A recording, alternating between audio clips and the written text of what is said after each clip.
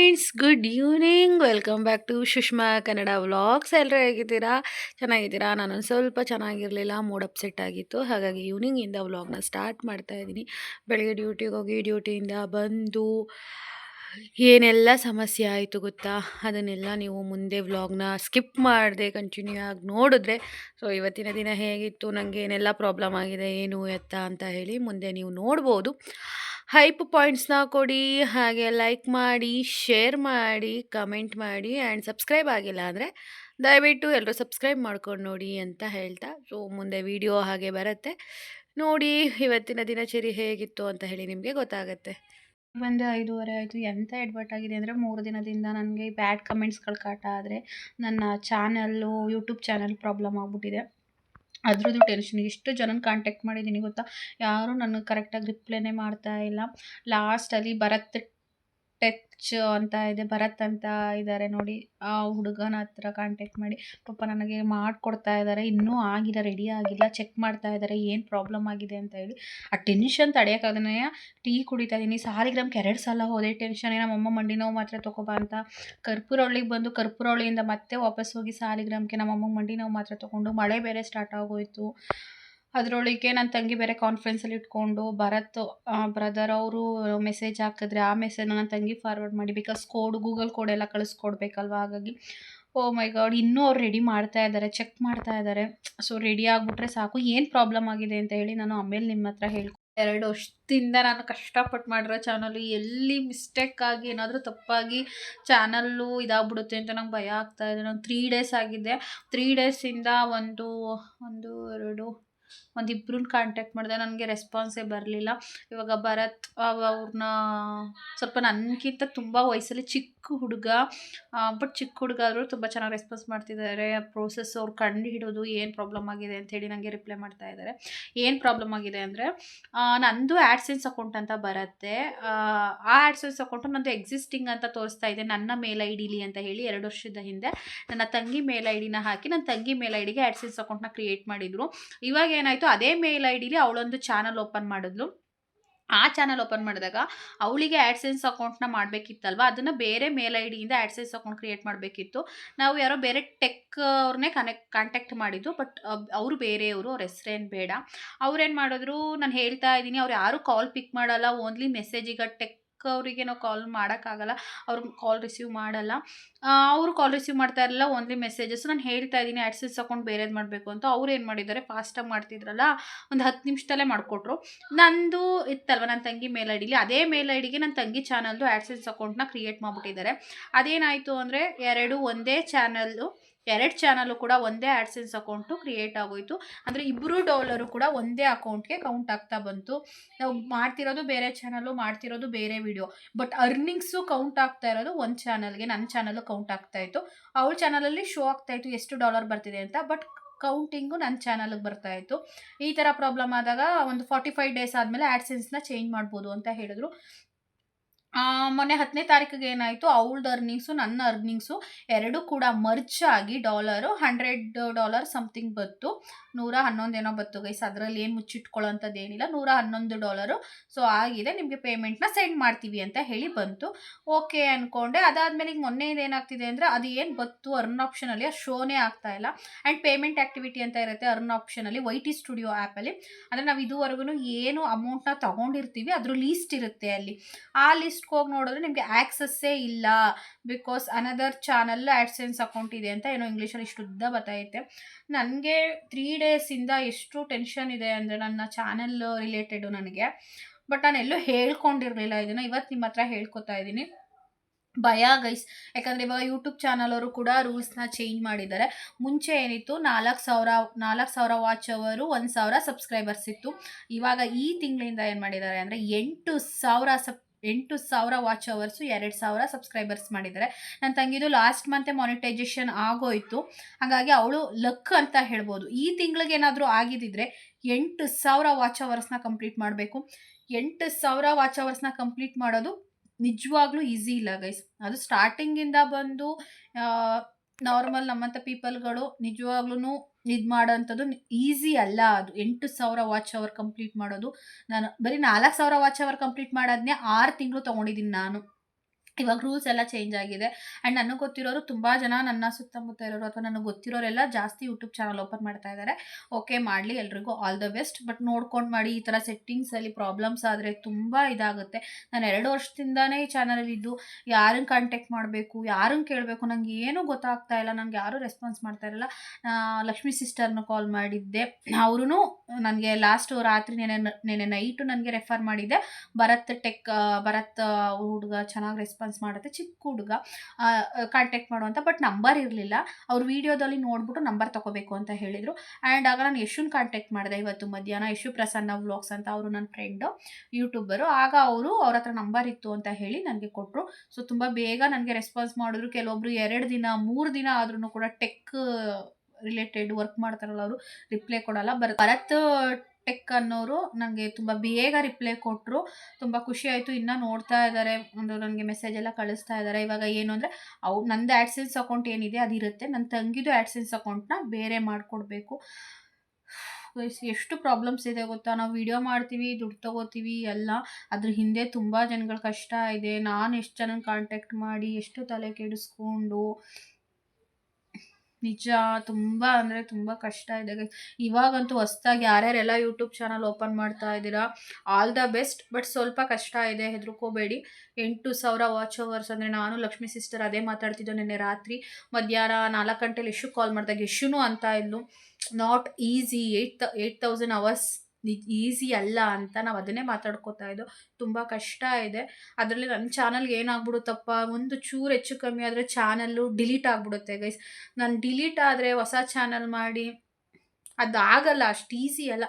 ನನಗೆ ಅದೇ ಭಯ, ಏನೂ ಪ್ರಾಬ್ಲಮ್ ಆಗದೆ ನನ್ನ ಚಾನಲ್ ಸೇಫ್ ಆಗಿಬಿಟ್ರೆ ಸಾಕು ಅಂತ. ಆ್ಯಂಡ್ ಅಟ್ ಎ ಟೈಮ್ ನನ್ನ ತಂಗಿ ಚಾನಲ್ಲು ಕೂಡ ಏನೂ ಪ್ರಾಬ್ಲಮ್ ಆಗಬಾರ್ದು. ಇಷ್ಟು ವಿಚಾರ ಇದೆ, ನಾನು ಹೇಳ್ಕೊಂಡಿರಲಿಲ್ಲ ನಿಮ್ಮ ಹತ್ರ 3 ದಿನದಿಂದ. ಬೇಡ ಅಂತ ಸುಮ್ಮನಿದ್ದೆ. ಬಟ್ ಇವಾಗ ನಂಗೆ ತಡ್ಕೊಳಕ್ಕಾಗಲಿಲ್ಲ. ಯಾಕಂದ್ರೆ ನನಗೆ ಏನೇ ಇರಲಿ ಗೈಸ್, ಒಳ್ಳೇದಿರಲಿ ಕೆಟ್ಟದ್ದಿರಲಿ, ನಾನು ನಿಮ್ಮ ಹತ್ರ ಹೇಳ್ಕೊಬೇಕು. ನನ್ನ ತಂಗಿ ಹೇಳ್ತಿದ್ಲು ಅವಳ ಚಾನಲಲ್ಲಿ, ನಮ್ಮ ಅಕ್ಕ ನಮ್ಮ ಹತ್ರ ಹೇಳ್ಕೊಳ್ದೇ ಇರೋದನ್ನೆಲ್ಲ ಅವಳು ವ್ಲಾಗ್ಸಲ್ಲಿ ನಮ್ಮ ಯೂಟ್ಯೂಬ್ ಫ್ರೆಂಡ್ಸು ನಿಮ್ಗಳ ಹತ್ರ ಹೇಳ್ಕೊತಾಳೆ. ನಾನು ಎಷ್ಟೋ ವಿಚಾರಗಳನ್ನ ನಮ್ಮ ಅಕ್ಕನ ವ್ಲಾಗ್ಸಲ್ಲಿ ನೋಡಿ ನಾನು ತಿಳ್ಕೊಂಡಿದ್ದೀನಿ ಅಂತ. ಅದು ನಿಜ ಮಾತ್ರ. ನಮ್ಮ ಅಮ್ಮನ ಹತ್ರನೂ ಹೇಳಿರಲ್ಲ, ನನ್ನ ತಂಗಿ ಹತ್ರನೂ ಹೇಳಿರಲ್ಲ. ಫಸ್ಟ್ ಬಂದು ನಾನು ನಿಮ್ಮ ಹತ್ರ ಹೇಳ್ಕೊಂಡಿರ್ತೀನಿ. ಅದೇನು ಅಂತ ನನಗೆ ಗೊತ್ತಿಲ್ಲ. ನೋಡೋಣ, ಇನ್ನೂ ಎಷ್ಟೊತ್ತಾಗುತ್ತೋ ನನಗೆ ಗೊತ್ತಿಲ್ಲ ಇದೆಲ್ಲ ಪ್ರಾಬ್ಲಮ್ ಸಾಲ್ವ್ ಆಗೋಕ್ಕೆ. ಸಾಲ್ವ್ ಆದ ತಕ್ಷಣ ನಾನು ನಿಮಗೆ ಹೇಳಿ. ಈಗ 6:30 ಆಗಿದೆ. ನಮ್ಮ ಕೃತುಗೆ ನನ್ನದೇ ಯೂಟ್ಯೂಬ್ ಚಾನಲ್ದು ಪ್ರಾಬ್ಲಮ್ ಆಗೈತಲ್ಲ, ರಿಪ್ಲೈ ಮಾಡ್ತಾಯಿದ್ರು. ಆ ಟೆನ್ಷನಲ್ಲಿ ನಾನು ಕರ್ಪುರೊಳಗೆ ಬಂದು ಮಾತ್ರೆ ತರೋಕ್ಕೆ ವಾಪಸ್ ಹೋಗಿದ್ದೀನಿ. ಕೃತುಗೆ ಶೂಸ್ ತರಲಿಲ್ಲ, ಅಪ್ಪಾಜಿ ದುಡ್ಡು ಕೊಟ್ಟಿದ್ರು ಕೂಡ. ಅದಕ್ಕೆ ಈಗ 6:30 ಆಗಿದೆ. ಇವಾಗ ಇವಳಿಗೆ ಶೂ ತರೋಕ್ಕೆ ನನಗೆ ಸೈಜ್ ಗೊತ್ತಾಗಲ್ಲ ಅಂತೇಳಿ ಕೃತುನೇ ಕರ್ಕೊಂಡು ಹೋಗ್ತಾ ಇದ್ದೀನಿ. ಈ ಕೃತುಗೆ ನಾಳೆ ಯೂನಿಫಾರ್ಮ್ ಜೊತೆಗೆ ಶೂ ಹಾಕಿದ್ರೇ ಚೆನ್ನಾಗಿ ಕಾಣಿಸೋದು. ಅದಕ್ಕೆ ಕೃತುಗೆ ನನ್ನ ಹತ್ರ ಫೋನ್ಪೇಲಿ ದುಡ್ಡಿಲ್ಲ, ಬಟ್ ಕ್ಯಾಶ್ ಅಪ್ಪಾಜಿ ಕೊಟ್ಟಿದ್ದು ದುಡ್ಡು ಐತೆ. ಆ ದುಡ್ಡಲ್ಲೇ ಕೃತುಗೆ ಶೂ ತಗೊಬರೋಣ, ಬನ್ನಿ ಹೋಗೋಣ. ಬಳೆಯ ಯೂನಿಫಾರ್ಮು ಬಳೆ ಹಾಕದ ವೈಟ್ ತತ್ತೀನಿ ಬಿಡು. ಇದು ಮಗುಗೆ ಯಾರು ಅಣ್ಣ ಶೂ ತೋರಿಸಿ ಪಾಪುಗೆ ಬ್ಲ್ಯಾಕ್ ಕಲರ್. ಫ್ರೆಂಡ್ಸ್, ನಾವು ಬರ್ಬೇಕಾದ್ರೆ ರಾಮ್ಪುರ ಗೇಟ್ ಹತ್ರ ನಮ್ಮನ್ನ ಪೊಲೀಸ್ನವ್ರು ಹಿಡಿದ್ಬಿಟ್ಟಿದ್ರು. ಅಂದರೆ ಸೈಡ್ಗೆ ಹಾಕಿ ಗಾಡಿ ಏನಾದರೂ ಸೈಡ್ಗೂ ಹಾಕ್ಸಿದ್ರು. DL ಕೇಳ್ತಾ ಇದ್ರು, ನಂಬರ್ ಪ್ಲೇಟ್ ಇಲ್ಲ ಅಂದರು. ಹೊಸ ಗಾಡಿ ಸರ್ ಅಂದರೆ DL ತೋರಿಸಿ ಅಂದರು. ಮಗುಗೆ ಹುಷಾರಿಲ್ಲ ಸರ್, ಅದಕ್ಕೇನೆ ಹಾಸ್ಪಿಟ್ಲ್ ಕರ್ಕೊಂಡು ಹೋಗ್ತಾ ಇದ್ದೀನಿ ಅಂದೆ. ಅಂದರೆ ಹಂಗಿದ್ರು ಅಲ್ಲಿ ಸೈಡ್ಗೆ ಹಾಕ್ಬಿಟ್ಟು ಕೇಳ್ಕೊಂಡು ಹೋಗಿ ಇನ್ನೊಬ್ರು ಅವರೇ ಅಂದರು. ಕೇಳ್ಕೊಂಡು ಹೋಗೋಣ ಅನ್ನೋಷ್ಟರಲ್ಲಿ ಇವಳು ಒಳಗೆ ತಗೊಬಿಟ್ಲು. ಅಂದರೆ ಇವಳು ಒಳಗೆ ತಗೊಳ್ಳೋದು ನೋಡಿ ಅವ್ರು ನೋಡೋಕ್ಕಾಗ್ದೇ ಹೋಗಿ ಅಂತ ಬಿಟ್ಟು ಕಳಿಸಿದ್ರು ಗೈಸ್.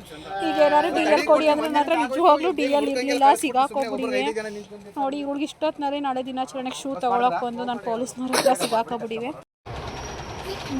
ಭಯ ಆಗೋಗ್ಬಿಟ್ಟಿತ್ತು ಬಸ್. ಹಾಕ್ಸಿದ್ದೀವಿ ಶೂ ಯಾವ ಸೈಜ್ ಆಗುತ್ತೆ ಇವಳಿಗೆ ನೋಡ್ಕೊಂಡು ತೊಗೊಂಡು ಹೋಗೋಣ. ನಮ್ಗೆ ನಿಜ ಪೊಲೀಸ್ನವ್ರು ಫಸ್ಟ್ ಟೈಮ್ ಅಡ್ಡೆ ಹಾಕಿರೋದು ನಿಲ್ಸಿರೋದು ಗಾಡಿನ, ಭಯ ಆಗೋಗ್ಬಿಟ್ಟಿತ್ತು ಸರ್. ದೊಡ್ಡದೇ ಆಗುತ್ತೆ ಅನ್ಸುತ್ತೆ ಇದು. ಹಾಕ್ ಮಗಳು, ಎಕ್ಸ್ಚೇಂಜ್ ಮಾಡ್ಬಿಟ್ಟು ಚಿಕ್ಕ ತೊಗೊಂಡು ಹೋಗೋಣ, ಓಕೆನಾ? ಅದು ಬ್ಲ್ಯಾಕ್ ಕಲರ್ ತೊಗೋತಾ ಇದ್ದೀವಿ ಗೈಸ್. ಶೂನ ಸ್ವಲ್ಪ ದೊಡ್ಡದು ಅನ್ನಿಸ್ತಾ ಇದೆ, ನೋಡೋಣ. ಇವಳು ಚಿಕ್ಕ ತೊಗೊಂಡ್ರು ಪ್ರಾಬ್ಲಮ್. ಕೃತಿಗೆ ಬಳೆ ತೊಗೊಳಕ್ಕೆ ಬ್ಯಾಂಗಲ್ ಸ್ಟೋರಿಗೆ ಬಂದಿದ್ದೀವಿ. ಈ ಥರ ಆರೆಂಜ್ ವೈಟ್ ಆ್ಯಂಡ್ ಗ್ರೀನ್ ಕಾಂಬಿನೇಷನಲ್ಲಿ ತೊಗೊಳಕ್ಕೆ ಬಂದಿದ್ದೀವಿ. ಒಂಚೂರು ದೊಡ್ಡವೇ ಕೊಡಿ ಅಣ್ಣ. ಅಣ್ಣ ಅಣ್ಣ ಇಲ್ಲಿ ಕೇಳಿಸ್ಕೊಳ್ಳಿ, ಒಂಚೂರು ದೊಡ್ಡವ ಕೊಡಿ. ವಿಡಿಯೋ ಮಾಡ್ಕೋತಾ ಇದ್ದೀನಿ, ನಿಮ್ಮನ್ನು ತೋರಿಸ್ತಾ ಇಲ್ಲ. ಮಗುನ ಮಾತು ಬಳೆನ ಕೊಂಡು ಈಗಲೇ ಬರೋಕ್ಕಾಗಿದ್ದು. ಪಾಪು ಬಳೆ, ಫ್ಲಾಗ್ ಮತ್ತು ಬ್ಯಾಡ್ಜ್ ನೋಡ್ತಾ ಇದ್ದೀನಿ. ಇವು ಬೇಡಿ ಚೆನ್ನಾಗಿಲ್ಲ, ಬೇಡ ಆಯ್ತಾರೆ ಆಯಿತು. ಅದೊಂದು ಸೆಟ್ಟು 4 ಬಳೆ ಹಾಕೋರೆ, ಆರೆಂಜು ಗ್ರೀನು ವೈಟು, ಅದಕ್ಕೆ 30 ರೂಪಾಯಿ ಅಂತೆ. ಬಳೆಗೆ 60 ಆಯಿತು. ನಾನೊಂದು ರಿಬ್ಬನ್ ತೊಗೊಂಡೆ, ಆಮೇಲಿಂದ ಕೃತಿಗೆ ಒಂದು ಫ್ಲಾಗ್ ತೊಗೊಂಡೆ. ಬ್ಯಾಡ್ಜ್ ನೋಡಿದೆ ಡ್ರೆಸ್ ಮೇಲೆ ಹಾಕೋಕ್ಕೆ, ಅದು ಬ್ಯಾಡ್ಜ್ ಚೆನ್ನಾಗಿರಲಿಲ್ಲ. ಇವಾಗ ಬೇರೆ ಬ್ಯಾಂಗಲ್ ಸ್ಟೋರ್ಗೆ ಹೋದರೆ ಆ್ಯಕ್ಚುಲಿ ಸಿಗುತ್ತೆ, ಬಟ್ ಕತ್ಲೆ ಆಗಿದೆ. ಟೈಮ್ ಬಂದು 7:15 ಆಗಿದೆ. ಇನ್ನು ಬೇರೆ ಕಡೆ ಹುಡ್ಕಕ್ಕೆ ಹೋದರೆ ಟೈಮ್ ಆಗಿಬಿಡುತ್ತೆ. ಈಗ 7:15 ಅಂದರೆ ನಾವು 7:15, 7:35 ನಾನು ಮನೇಲಿ ಇರ್ತೀನಿ. ಕೃತು ಬೇರೆ ಇರೋದ್ರಿಂದ ಸೊ ಹೋಗೋಣ, ಇನ್ನೇನು ತೊಗೊಳೋದಿಲ್ಲ. ಬನ್ನಿ ಮನೆಗೆ ಹೋಗೋಣ. ಇವಾಗ ಕೃತು ಬೇರೆ ಹೆದರ್ಕೋತಾವಳೆ, ಅಮ್ಮ ಪೊಲೀಸ್ನವ್ರು ಹಿಡಿದ್ರೆ ಏನು ಮಾಡೋದಮ್ಮ ಅಂತ. ಪ್ಲೀಸ್ ಪೊಲೀಸ್ನವ್ರು ಹೋಗಿದ್ರೆ ಸಾಕು. ಆ ಕಡೆಯಿಂದ ಹೆಂಗೋ ಬಚಾವಾಗಿದ್ದೀನಿ, ಈ ಕಡೆಯಿಂದ ಏನು ಮಾಡೋದೋ ಗೊತ್ತಿಲ್ಲ. ಕೇಳು, ಬಾಯಿಗೆ ಹಾಕಬಾರ್ದು ಬಿಡೆ, ಕೇಳು ಏನು ಮಾಡಿದ್ರು ಅಂತ. ಸೈಡ್ಗೆ ಹಾಕಮ್ಮ ಅಂದರು. ನಂಬರ್ ಪ್ಲೇಟ್ ಇಲ್ಲ ಅಂದರು, ಹೊಸ ಗಾಡಿ ಅಂದೆ. DL ತೆಗಿಯಮ್ಮ ಅಂದರು. ಸರ್ ಪಾಪು ಹುಷಾರಿಲ್ಲ ಸರ್, ಹಾಸ್ಪಿಟ್ಲಿಗೆ ಹೋಗ್ತಾ ಇದ್ದೀನಿ ಅಂದೆ. ಅಲ್ಲಿ ಹೇಳ್ಬಿಟ್ಟು ಹೋಗಮ್ಮ, ಅಲ್ಲಿ ಕೇಳ್ಕೊಂಡು ಹೋಗಮ್ಮ ಅಂದರು. ಗಾಡಿ ಸೈಡ್ಗೆ ಹಾಕ್ತೆ, ಆಗಿ ದಾಲಿ ಅಂತ ಕೇಳೋಣ ಅಂದ್ಬಿಟ್ಟು ಅಷ್ಟರಲ್ಲಿ ಇವಳು ಒಳಗೆ ತಗೊಬಿಟ್ಲು. ಅಮ್ಮ ಅಂತ. ಅವನತ್ತೆ ಹೋಗಮ್ಮ ಆಯಿತು ಅಂತ ಹೋಗಿ ಆಯಿತು ಅಂದೆ. ಹೆಂಗೋ ಎಸ್ಕೇಪ್ ಆದೆ ಅಂದ್ಬಿಟ್ಟು ಸ್ಟಾರ್ಟ್ ಮಾಡ್ಕೊಂಡು ಹೋದೆ. ಈಗ ಈ ಕಡೆ ಬರ್ಬೇಕಾದ್ರೆ ಬೈಕ್ ಹೊತ್ಕೊಂಡು ವಾಪಸ್ ಹೋಗ್ತಾಯಿದ್ರು. ಈಗ ಹಿಡ್ಕೊಬಿಟ್ಟು DL ಕೇಳಿದ್ರೆ ನಂತವೆಲ್ಲದೆ DL ಏನಾಯಿತು, ಮಾಡಿಸ್ಕೊಂಡಿದ್ದೀನಾ? DL ಮಾಡಿಸ್ಕೋಬೇಕು. ಬಳೆ, ಸ್ಟಿಕ್ಕರು ನನಗೆ, ಅವಳಿಗೆ ಫ್ಲ್ಯಾಗು, ಶೂವು ಎಲ್ಲ ತಗೊಬಂದು. ಫ್ಲ್ಯಾಗು ಅಂತ ಮಗಳೇ, ಬಾವುಟ ಅದು ನನಗೆ ರಿಬ್ಬನು ಇಟ್ಟು 8 ಗಂಟೆ ಆಯಿತು. ನಾನು ಇದೊಂದು ಸೀರೆ ಇತ್ತು ಆಯಿತಾ, ಇದು ಸೊಂಟ ದೊಡ್ಡದು, ಇದನ್ನು ಸ್ಟಿಚ್ ಮಾಡ್ಸೋಕ್ಕೆ ತೊಗೊಂಡೋಗ್ತಾ ಇದ್ದೀನಿ. ನನ್ನ ಹತ್ರ ಬ್ಲೌಸ್ ಸೀರೆಗಳೇ ಇಲ್ಲ. ಪಾಪ ಸೌಜನ್ಯ ಆಗಲ್ಲ ಅಂತಿದ್ವು. ಅಕ್ಕ ಪ್ಲೀಸ್ ಕಣವ, ಇದೊಂದು ಸಲ ಇಂಡಿಪೆಂಡೆನ್ಸ್ ಡೇಗೆ ಸೀರೆ ಹಾಕ್ಕೊಂಡು ಹೋಗಬೇಕು, ಸ್ಟಿಚ್ ಮಾಡಿಕೊಡವ ಅಂತ ಹೇಳಿದೆ. ಸರಿ ಬಾರಕ್ಕ ಅಂದು ಈಗ ಅವ್ರ ಮನೆಗೆ ಹೋಗ್ತಾ ಇದ್ದೀನಿ. ಕತ್ಲೆಯಲ್ಲಿ ಕೃತಜ್ಞನೂ ಬರ್ತಾ ಇದ್ದಾಳೆ ನನ್ನ ಜೊತೆಯಲ್ಲಿ. ಈ ಥರ ಬಟರ್ಫ್ಲೈ ಸೀರೆ, ಬೇಬಿ ಪಿಂಕ್ ಬಾರ್ಡ್ರ್ ಇದೆ. ಬ್ಲೌಸ್ ಬಂದು ಇದು ಸ್ಟಿಚ್ ಮಾಡಿಸ್ಕೊಬಂದೆ. ಮನೆಗೆ ಬಂದು ಕೀರ್ತನ ಕಾಲ್ ಮಾಡಿದರು. ನಮ್ಮದು ಸೀರೆ ಡಿಸ್ಕಷನ್ ನಡೀತಾ ಇತ್ತು, ಯಾವ್ದು ಹಾಕ್ಕೊಳ್ಳೋದು ಅಂತ ಹೇಳಿ. ಕೀರ್ತನ ಜೊತೆ ಮಾತಾಡಿ, ಹಾಗೆ ನಮ್ಮ ಗುರುಗಳು ಕಾಲ್ ಮಾಡಿದ್ರು, ಅವ್ರ ಜೊತೆ ಮಾತಾಡಿ, ಹಾಗೆ ಎಣ್ಣೆ ಹಾಕ್ಕೊಂಡು ನಾನು ನೋಡಿ ಹೆಂಗೆ ಜಡೆ ಹೆಣ್ದಿದ್ದೀನಿ. ಮುಂಚೆ ಅಷ್ಟು ಉದ್ದ ಆಯಿತು ಜಡೆ, ಹೇಗೆ ಇಷ್ಟು ಉದ್ದ ಆಗೋಗ್ಬಿಟ್ಟೈತೆ. ಬೆಳೆಸೋಣ, ಬೆಳೀತದೆ. ಎಣ್ಣೆ ಹಾಕ್ಕೊಂಡು ಈಗ ಊಟ ಮಾಡೋಕ್ಕೆ ಬಂದೆ, ಊಟ ಮಾಡ್ಕೋತೀನಿ. ಬೆಳಗ್ಗೆ ಬೇಗ ಎದ್ದು ಸ್ನಾನ ಮಾಡಿ ಕೃತು ಸ್ನಾನ ಮಾಡಿಸಿ, ಕೃತುಗೆ 7 o'clockಗೆ ವ್ಯಾನ್ ಬರುತ್ತೆ, ಅವಳು ಹೋಗ್ತಾಳೆ. ನಾನು 7 o'clockನೇ ಮನೆಗೆ ಬಿಡಬೇಕು, ಯಾಕಂದರೆ 7:45 ಅಷ್ಟರಲ್ಲಿ ಮಕ್ಕಳನ್ನೆಲ್ಲ ಬರೋಕ್ಕೆ ಹೇಳಿದ್ದೀನಿ. 7:45 ಒಂದು 8 ಗಂಟೆ ಅಷ್ಟರೆಲ್ಲ ಸೆಲೆಬ್ರೇಷನ್ ಮುಗಿದ್ರೆ ಒಳ್ಳೆಯದು ಅಂತ ಹೇಳಿ. ಏನೇನಿಲ್ಲ ಗೈಸ್, ಎಲ್ರಿಗೂ ಅಡ್ವಾನ್ಸ್ ಆಗಿ ವಿಶ್ ಮಾಡ್ತಾ ಇದ್ದೀನಿ. Wish you happy independence day. ಸ್ವತಂತ್ರ ದಿನಾಚರಣೆಯ ಶುಭಾಶಯಗಳು. ನಮಗೆಲ್ಲ ಸ್ವತಂತ್ರ ಸಿಕ್ತು 1947ರಲ್ಲಿ. ಬಟ್ ಇನ್ನು ನಮ್ಮಂಥ ಹೆಣ್ಮಕ್ಳಿಗೆ ಇನ್ನೂ ಸ್ವತಂತ್ರ ಸಿಕ್ಕಿಲ್ಲ. ನಮ್ಗಿಷ್ಟ ಬಂದಂಗೆ ಬದುಕೋಕ್ಕೆ ಈ ಸಮಾಜದಲ್ಲಿ ಕೆಲವೊಂದು ವಿಚಾರಗಳಲ್ಲಿ, ಎಲ್ಲ ವಿಚಾರಗಳಲ್ಲೂ ಅಲ್ಲ. ಸೊ ಎಲ್ರಿಗೂ ಕೂಡ ಮತ್ತೊಮ್ಮೆ ಸ್ವತಂತ್ರ ದಿನಾಚರಣೆಯ ಶುಭಾಶಯಗಳು. ಈ ವಿಡಿಯೋ 1-2 ದಿನ ಲೇಟಾಗಿ ಬರ್ಬೋದೇನೋ. ಸರಿ, ಲೇಟಾಗಿ ಬರ್ಬೋದೇನೋ. ಓಕೆ, ವೆಯ್ಟ್ ಬರ್ಬೋದೇನೋ ಅಂತ ಅನಿಸುತ್ತೆ. ಓಕೆ ಮಿಸ್ ಹೋಗ್ನಾ, ಇಲ್ಲಿಗೆ ಎಂಟು ಮಾಡ್ತೀನಿ. ಹೈಪ್ ಪಾಯಿಂಟ್ಸ್ ಕೊಡೋದು ಮರಿಬೇಡಿ ಪ್ಲೀಸ್. ಎಲ್ಲ ಹೈಪ್ ಪಾಯಿಂಟ್ಸ್ ಕೊಡಿ, ಲೈಕ್ ಮಾಡಿ, ಶೇರ್ ಮಾಡಿ, ಕಮೆಂಟ್ ಮಾಡಿ. ಯಾರೆಲ್ಲ ಸಬ್ಸ್ಕ್ರೈಬ್ ಮಾಡ್ಕೊಂಡಿಲ್ಲ ನನ್ನ ಚಾನಲ್ನ ಸಬ್ಸ್ಕ್ರೈಬ್ ಮಾಡ್ಕೊಂಡು ನೋಡಿ. Love you all guys. Bye. Next vlog ಸಿಗೋಣ. Good night.